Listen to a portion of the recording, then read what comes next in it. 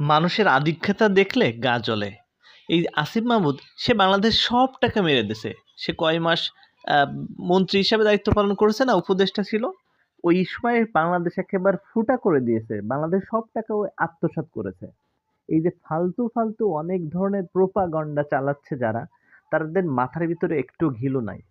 কারণ দেখেন, এই যে ছেলেগুলা, তারা নিজের জীবন বাজি রেখেছিল একটা সময়ে। আজকে তারা দায়িত্বে এসে দেশটাকে পরিবর্তন করতে চেয়েছিল, কিন্তু পুরানো সেই রাজনীতি বন্দোবস্ত, পুরানো পন্থা, সেই পন্থায় আপনারা আবার হাঁটছেন। সেই পুরানো পথে চলে দেশটাকে আবার পিছনের দিকে নিচ্ছেন।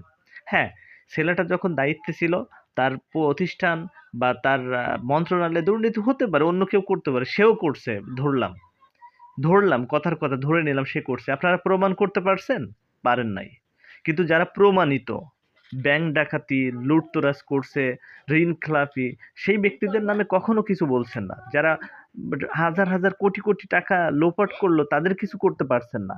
আবার যারা নতুন পড়ে আছেন ছাগলের ৩ নাম্বার বাচ্চার দিকে, যে আসিফ মাহমুদ সব বাংলাদেশে একেবারে উজাড় করে খেয়ে ফেলেছে। আর এদেশের মানুষের মতো অদ্ভুত ব্যাকুব আর কোথাও আছে বলে বিশ্বাস হয় না।